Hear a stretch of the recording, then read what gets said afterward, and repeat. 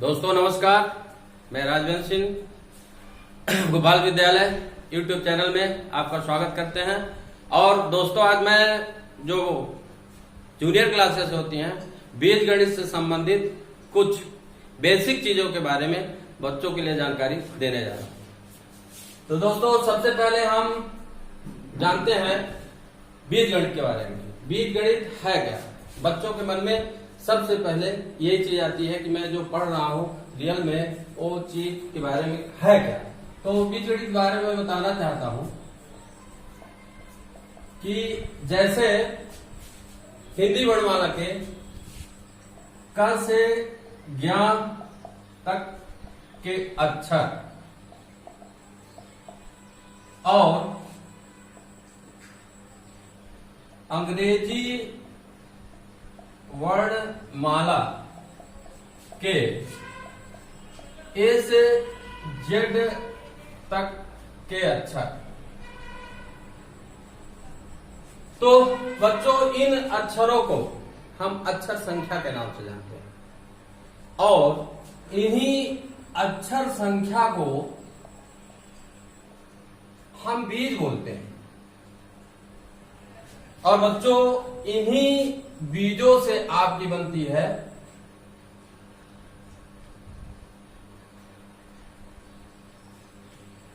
बीज गणित। तो बच्चों ये समझ में आ गया कि बीज गणित है क्या। रियल में अगर पूछा जाए नॉर्मली कि बीज गणित है क्या, तो इसको अगर लड़के भी कह सकते हैं क से हिंदी वर्णमाला के क से ज्ञ तक के अक्षर और अंग्रेजी वर्णमाला के से जेड तक के अक्षर में कोई भी अगर अक्षर नाम देते हैं तो समझ में आता है कि बीज गणित के बारे में जानते हैं।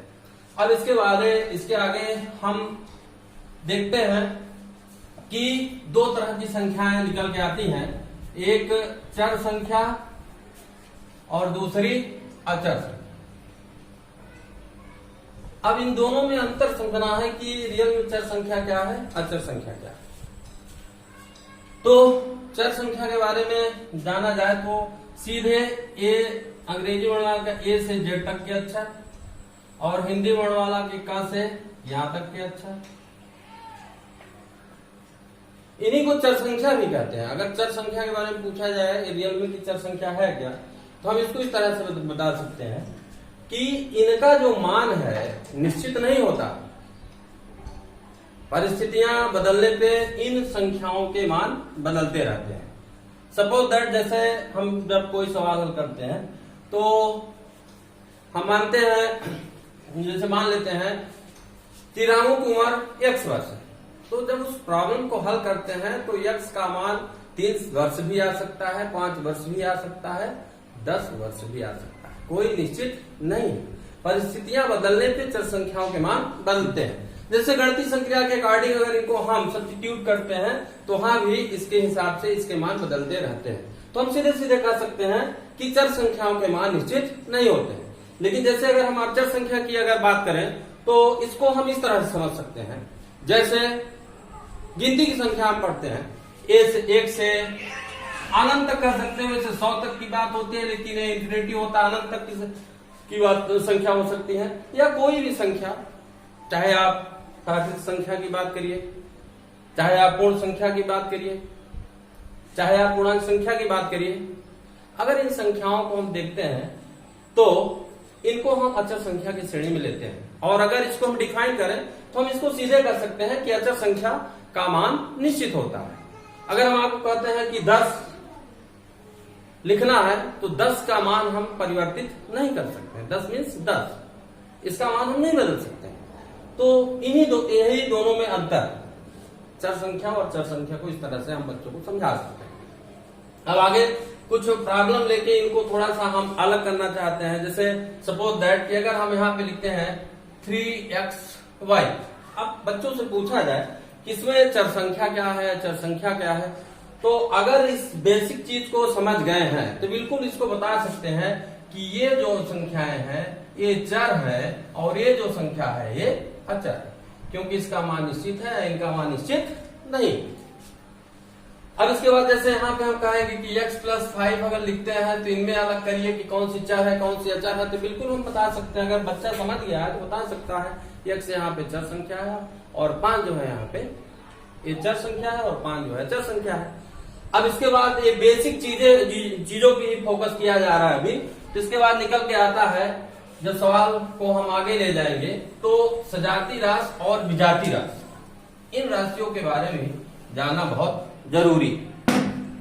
अब पहले हम सजाती राशि के बारे में चर्चा करेंगे कि सपोज दैट कि जैसे हम पे यहाँ पे लिखते हैं 3xy minus 10x² y 13/x²। अब देख रहे हैं यहाँ पे आपके 3 तरह की संख्या है, तो देखते हैं कि सजाती राशि की रियल में डेफिनेशन क्या होती है, तब तो हम पहचान पाएंगे कि कौन सी सजाती राशि है और कौन सी विजाती राशि है। तो सजाती राशि को हम इस तरह से डिफाइन कर सकते हैं कि किसी भी बीजी पद में सबसे पहले तो हम चर संख्याओं को देखते हैं कि चर संख्या तीनों पदों में मिल रही है कि नहीं। तो हम देखते हैं कि xy तीनों पदों में, लेकिन अब सही में कि सजाती पद की क्या डेफिनेशन हो सकती है, तो इसको हम इस तरह से कह सकते हैं कि चर संख्याएं और चर संख्या की घात, चर संख्या और चर संख्या की घात बराबर होनी चाहिए। अब देखते हैं कि इसमें किन किन संख्याओं के जो चर संख्या पहले हमको देखना है कि हम देख रहे हैं xy तीनों में। अब इसके बाद इन संख्याओं की घात देखना है, तो हम देखते हैं यहाँ पे जैसे x घात 2 है तो यहाँ भी x घात 2, और यहाँ पे देखते हैं y की घात 1 है, y की घात यहाँ भी 1 है। तो हम इस तरह से कह सकते हैं कि यह दोनों जो पद हैं ये आपके सजाती राशि। और थोड़ा सा दिमाग और जाता है कि यहाँ पे इनकी गुणांक भी दिए हैं, -10 है 13। तो आप हम बच्चों को बताना चाहते हैं कि इनमें केवल सजाती राशि आप चर संख्या और चर संख्या की घात देखें और इनके अंकी गुणांक से आपको कोई लेना देना नहीं है। अंकी गुणांक चाहे कुछ भी हो, इससे कोई फर्क नहीं पड़ता है। तो ये आपकी हो गई सजाती राशि। और इसके बाद देखा जाए तो विजाती राशि क्या होती है, जस्ट इसका थोड़ा सा उल्टा होता है कि चर संख्या जो होती है और चर संख्या की घात आपस में बराबर नहीं होती।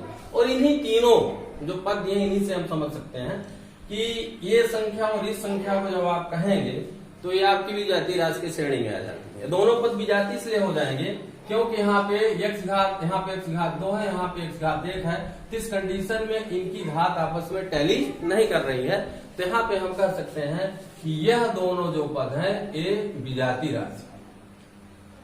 अब इसको हम देखें 2-4 उदाहरण लेके कि कौन सी विजाती है कौन सी सजाती है, तो 2-3 उदाहरण के माध्यम से हम इसको अच्छी तरह से समझ सकते हैं। जैसे यहाँ पे हम लिखते हैं 5 यम n, यहाँ पे लिखते हैं -10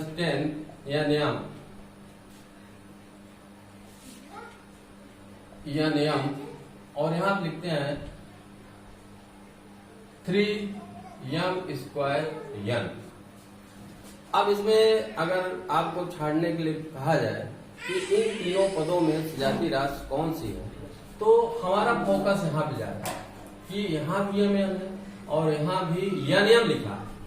तो यहाँ पे अगर इन जो चर संख्या है क्रम बदल जाने पे भी कोई अंतर नहीं होता, केवल ये चर संख्या जो है मिलनी चाहिए। तो इस कंडीशन में हम कह सकते हैं कि यह दोनों सजाती राशि। आज का सेशन यहीं पे समाप्त करते हैं। आज के इस क्लास में हम लोग बीजगणित के बारे में, चर अचर संख्याओं के बारे में, सजाती विजाती राशियों के बारे में जानकारी लिए हैं, और अगले टर्न में जो वीडियो बनेगी उसमें आपको बीजी व्यंजक क्या है, बीजी पद क्या है, बहुत सारी जो बेसिक जानकारियां हैं बीजगणित से रिलेटेड, वो आपको हम कल के डेट में जानकारी देंगे। और आप सबसे यही चाहते हैं कि इस चैनल को ज्यादा से ज्यादा लाइक करें और सब्सक्राइब करें। थैंक यू, नमस्कार।